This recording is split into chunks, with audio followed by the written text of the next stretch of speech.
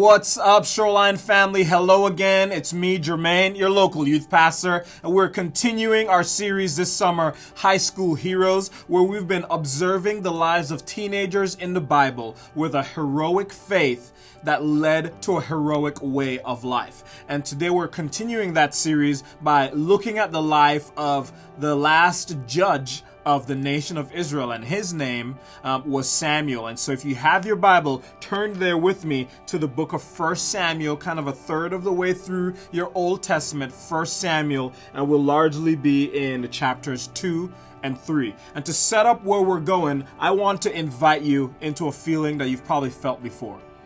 Have you ever been to a theme park or the Texas State Fair or Disney World or something like that, and you really wanted to get on a ride or experience something at this theme park place and you couldn't do it because you were too young, too light, or too small?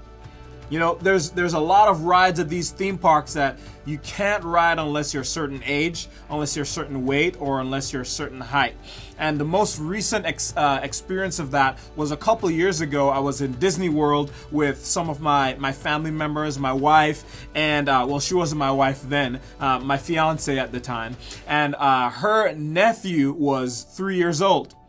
And we were going on this ride at Epcot called Soaring. If you've ever been there, I'm sure you've been on it. And you have to be either a certain age, I think you have to be maybe 3 or 4, or a certain height.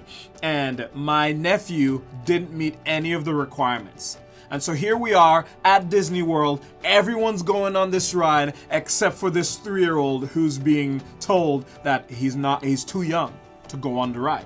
And so one of my wife's aunts takes him and, you know, kind of sits this one out since he wasn't able to go on the ride. And you can imagine that moment where you're being told, hey, you are being excluded from this experience because you're too young.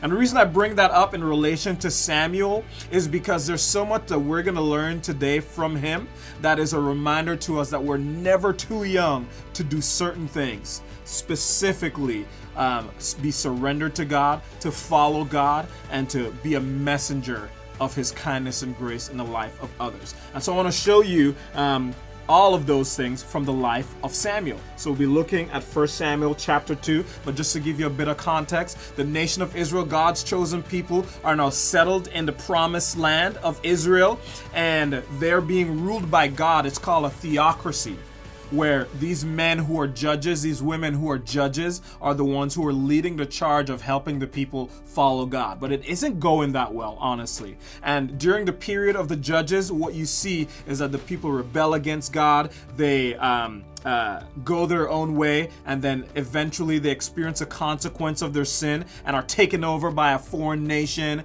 and then they cry out to God, God help us please, and God sends a judge. The judge rescues them, the judge restores order, and then they go back to normal, and then the cycle starts all over again. And so we see this going on for a couple centuries until we get to this young man named Samuel. Now his mom's name is Hannah, and just like my wife, which is amazing, but Hannah isn't able to have any kids. And so she's pleading with God, and she says, God, please let me have a son. And if I have a son, I'm going to dedicate him to you. Basically, I'm going to give him up to be a pastor. I'm going to allow him to be a priest in the nation of Israel. And so that's exactly what happens. God gives Hannah this son named Samuel, and she gives him over to Eli, the high priest, the chief priest, to train up to be a next priest, a prophet, and a judge in Israel. And so we see his story play out in 1 Samuel chapters 2 and 3, and we're going to point out a couple things from there. So, as a boy and teenager, Samuel was seeking to follow God. He was seeking to serve God, right? Because he was learning and being this priest for the nation of Israel. But the problem was he had some terrible role models. Eli, the high priest, he had 2 sons, Hophni and Phinehas, who were not following God.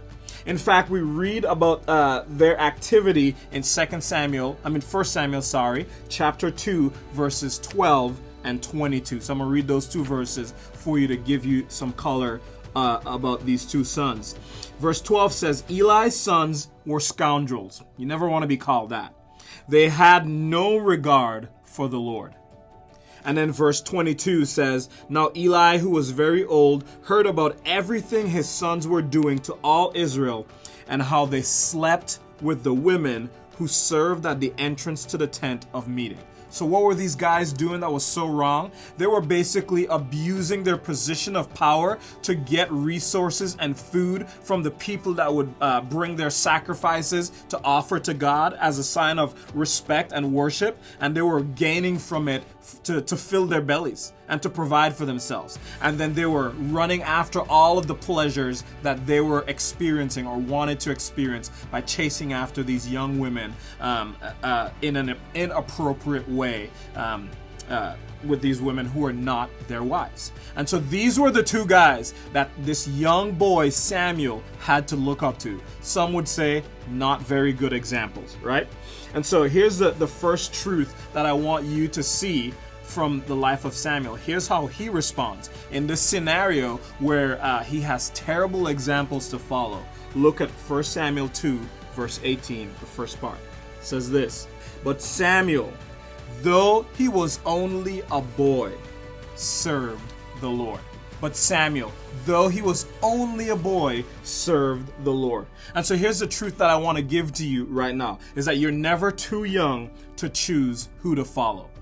The reality of the world that we live in, and maybe some of your experiences, is that you have some bad examples. Maybe family members, maybe friends, maybe social media influencers, maybe athletes, whatever it might be. The reality, the sad reality, is that there are a ton of bad influences, bad examples out there. But you have an opportunity, you have a choice, I would even say, to choose who you follow.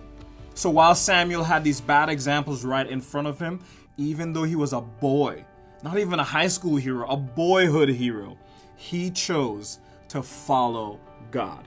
And so I want to encourage you with that in spite of the bad examples that might be around you, you still have a choice, an incredible choice to make, to choose to follow God. And so let's keep going and see what else we can learn from Samuel.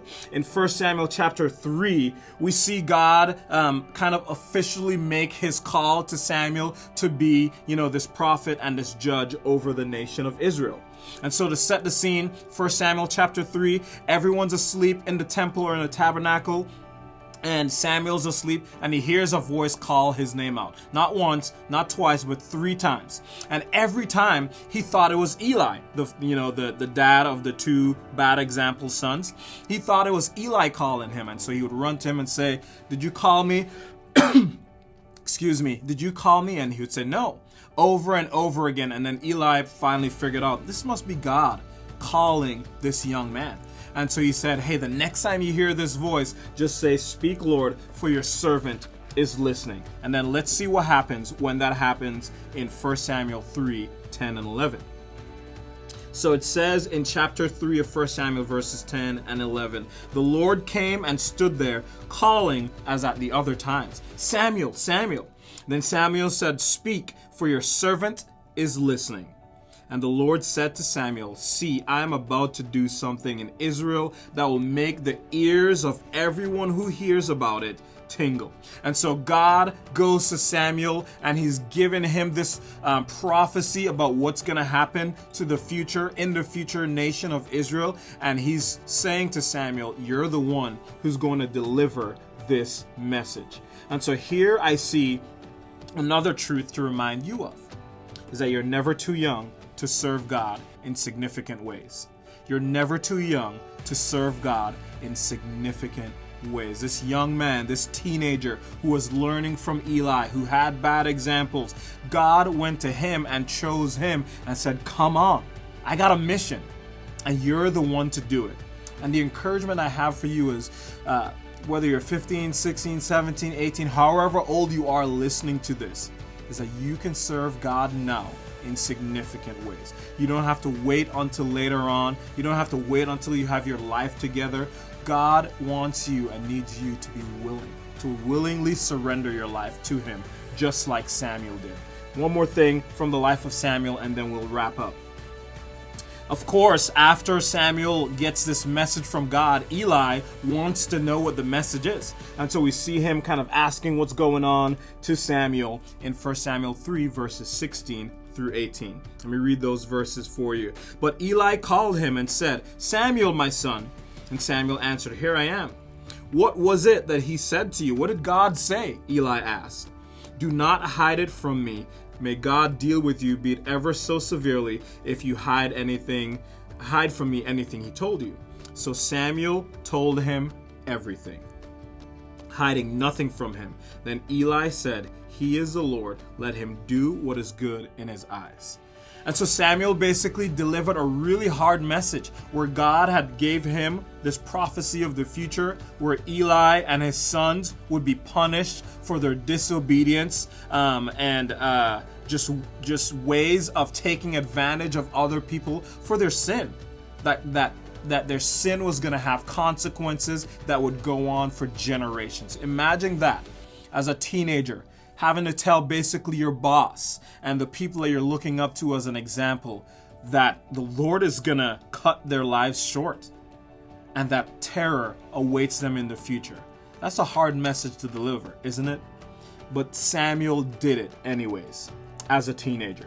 And here's a message, or here's the truth from here, is that you're never too young to be God's messenger. You're never too young to be God's messenger. And sometimes that's a really hard message of confronting a friend, a family member, someone you love, and pointing out something in their life that may not be God's best. And if that's someone who knows you and loves you and trusts you, you have that relationship, that opportunity to be God's messenger and deliver maybe a difficult message. Or maybe you have someone in your life that needs some encouragement, that needs some reminding of truth, and you have the very same privilege to be a messenger of hope and encouragement in their life. You're never too young to be a messenger. And so overall, the principle we learned from Samuel is that, hey, you can choose who you follow, that you're never too young to serve God in significant ways, and that you're never too young to be God's messenger. And to summarize that, I would say it like this: you're never too young to seek and serve the Lord. And so however old you are, even if you've been excluded from certain things in the past because of your age, I want to tell you that one thing that you're invited into, regardless of your age, is to seek God and to serve Him faithfully. And I pray that that would be something that you allow and choose to mark your lives for all of your days. Thank you guys for listening. Love y'all. We'll see you soon.